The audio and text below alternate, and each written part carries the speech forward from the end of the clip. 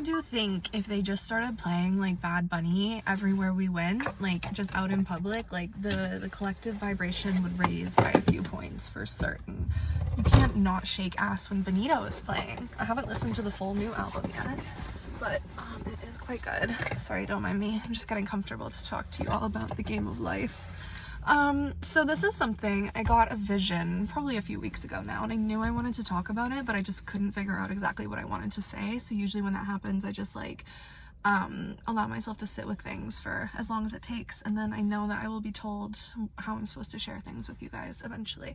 So I love board games. I went through an era probably when I was like 19 or 20. I remember this man one time, I really liked him, but I was too lost in the sauce at this point, and he asked me, he's like, hey, like, do you want to go to like a board game cafe or something? I literally laughed in his face. Like, I was like, that's just not something I would do. Because to me, like, I was like, if there's no alcohol and drugs there, like, I'm just not gonna have a good time. And that redonkulous, because now I love a little board game. And when I was younger, I did too. I had like Disney Monopoly, Hungry Hungry Hippos, bitch, I still have that one. It's a bit noisy though, I get too overstimulated playing that now. The one game I had that I really liked also was the Game of Life. Haven't played it in years. I don't exactly remember the rules, but I was just like, I don't know, the spinner of the Game of Life was like shown to me like in a vision. And so the question I have for you, the question I have for everyone, probably going to be the title of this video, is are you playing the Game of Life, or are you letting the Game of Life play you? That came to me this morning, and I think it's pretty good.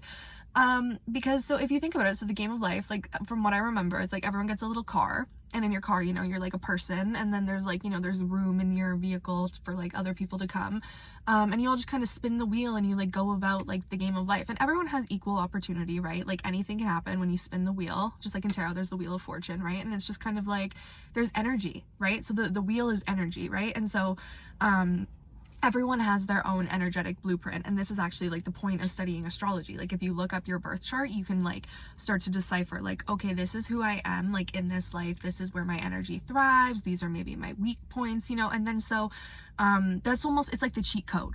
Okay, you know, when you're playing The Sims and you type in motherlode and you get like infinite money, like through studying astrology and through like taking accountability for my energetic blueprint, I have unlocked pretty much abundance. I mean, like, I am just a very lucky person. My name is Haley Alicia.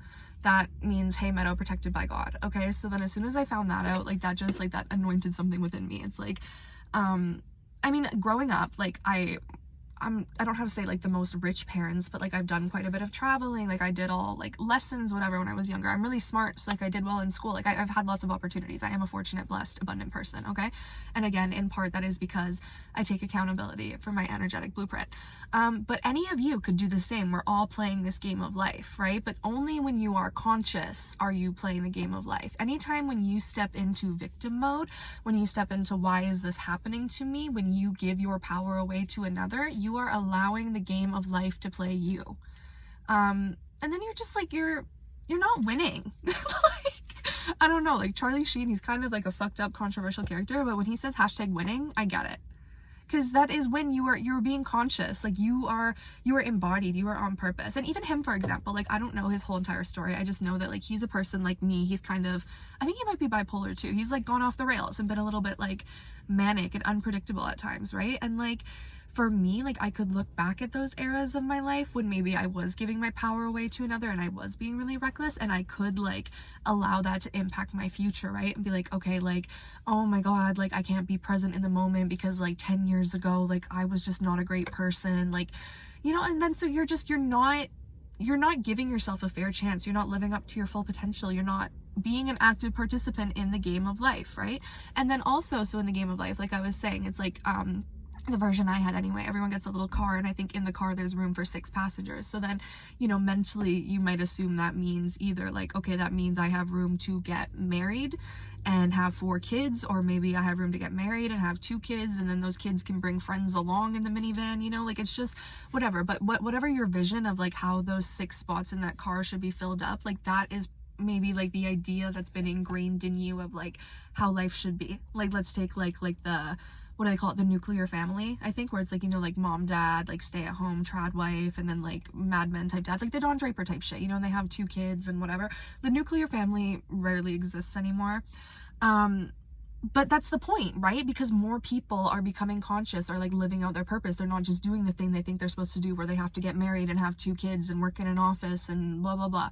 People are like becoming more embodied. And also, I was talking about someone with this, or like I was talking to someone about this a few months ago, and it's also something that's just been like on my heart and on my mind a lot lately, is how like humans have been around for like a long time. I don't know how long we've been around for, but we've been here for a little minute.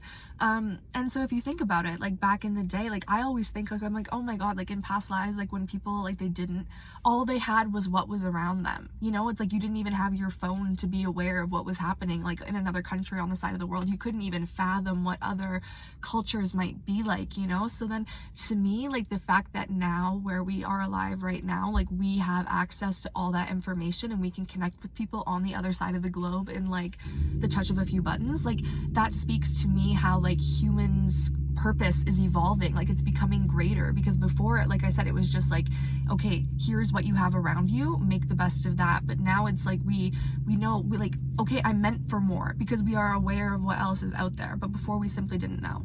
So sometimes, yeah, it's like information, it can be like overwhelming. And if you use it to lean into fear, like today is inauguration day, and I have been expecting this for a while. You know, people are gonna be like pissy pants and grumpy, and they're gonna be like, oh my god, like because of this thing in the government, like I have no control and life sucks and everything is just gonna be terrible. But like, if you think that way, that is what's gonna happen. But if you just look at it and say, okay, these are the rules of the game, how do I maneuver within the game so that I stay winning? And like, oh, there was a quote I found on Pinterest the other day. I wish I could pull it up right now, but I'm like recording on my phone. But it's just like, karma is essentially like your heart being given the lessons it needs to evolve. And that's why there's no such thing as good or bad. There just is what is, and you have to respond to what is. And anything else is not being on purpose.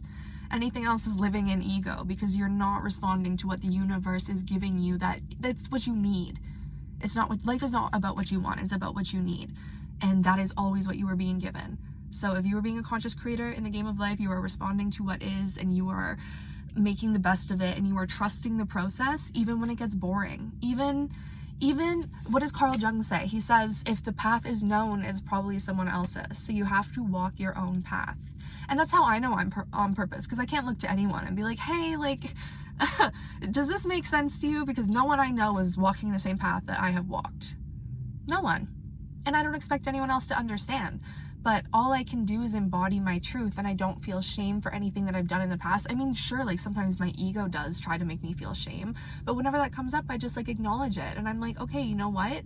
Why did I do that thing that I did? And then if I can take some time to understand why I did what I did, then it's less likely that I'm going to repeat it going forward. Or if I do repeat it, I can give myself a bit more compassion, and I can say, hey, like what triggered me to do that? And then I can try to like prevent those circumstances going forward, you know? But it's like, do you see how intentional I am with my own life and my own energy? It's just like, as soon as I start to give it away to another, as soon as I stop playing the game of life and I let someone else play for me, as soon as I try to skip a turn, I question that. I'm like, no, I don't want to skip my turn, actually. Like, every moment matters. And every moment that I can be embodied as my fullest self, I want to be. So, that is my rant to you about the game of life outside of Starbucks today. Happy Aquarius season. Again, I'm gonna be really on purpose, really embodied. I mean, the only thing that's fucking with me right now is my allergies. That's why I sound so nasally. But yeah, those are my thoughts on the game of life. Okay, bye.